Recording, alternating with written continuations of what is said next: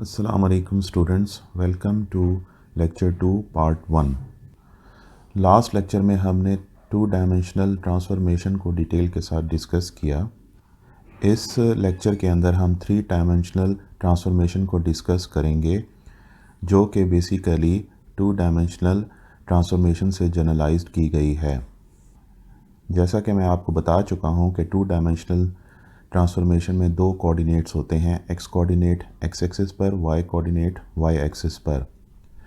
तो three dimension में एक नए कोऑर्डिनेट को ऐड किया जाता है जिसे जेड कोऑर्डिनेट कहते हैं, जो कि जेड एक्सिस पर होता है। इस तरह से थ्री डायमेंशनल में तीन कोऑर्डिनेट्स होते हैं, X coordinate, Y coordinate, Z coordinate, जो कि एक्स एक्सिस, वाई एक्सिस और जेड एक्सिस को रिस्पेक्टिवली शो करते हैं। थ्री डायमेंशनल मॉडलिंग ट्रांसफॉर्मेशन है क्या? Methods for object modelling transformation in three dimensions are extended from two dimensional methods by including consideration for the Z coordinate. यानी कि अगर आप 2D में देखें तो कॉलम वेक्टर में एक्स और वाई दो पॉइंट्स होते हैं, जबकि अब हम थ्री डायमेंशंस में जाएंगे तो हमारे पास तीन पॉइंट्स होंगे एक्स, वाई और जेड कॉलम वेक्टर में। थ्री डायमेंशनल मॉडलिंग ट्रांसफॉर्मेशन के इंपॉर्टेंट कैरेक्टरिस्टिक्स कौन कौन से हैं? Number 1, generalize from 2D by including Z coordinate, straightforward for translation and scale but difficult for rotation, and obviously it is more difficult for rotation. Number 3, homogeneous coordinates, 4 components. Number 4, transformation matrices 4 by 4 elements।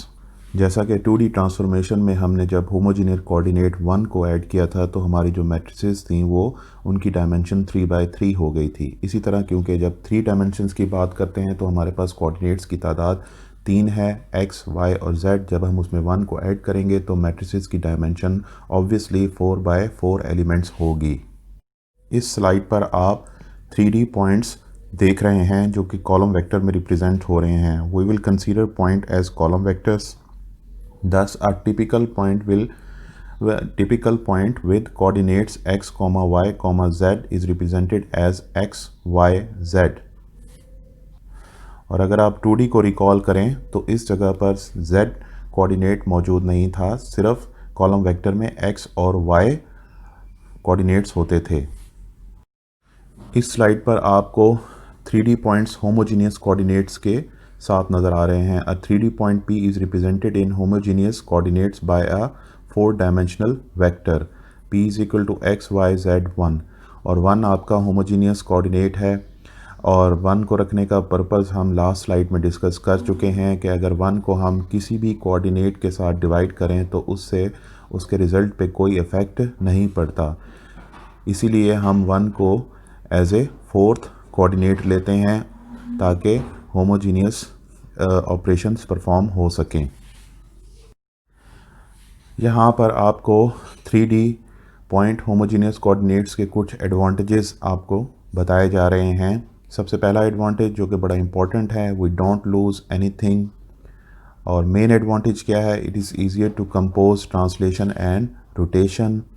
And number 3 पर जो advantage दिया गया है, everything in is matrix multiplication.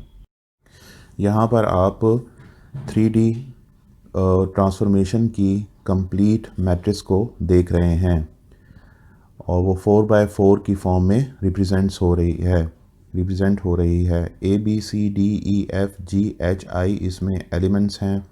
0 0 0 1 जो है वो pattern का हिस्सा है, जबकि आप यहाँ पे 3 ट्रांसलेशन डिस्टेंसेस देख रहे होंगे, TX along x axis, TY along y axis, और एक नया इंट्रोड्यूस हुआ है क्योंकि 3D ट्रांसफॉर्मेशन की बात हो रही है, z कोऑर्डिनेट ऐड हुआ है तो ट्रांसलेशन डिस्टेंस TZ भी ऐड हुआ है जो कि अलॉन्ग XZ एक्सिस होगा।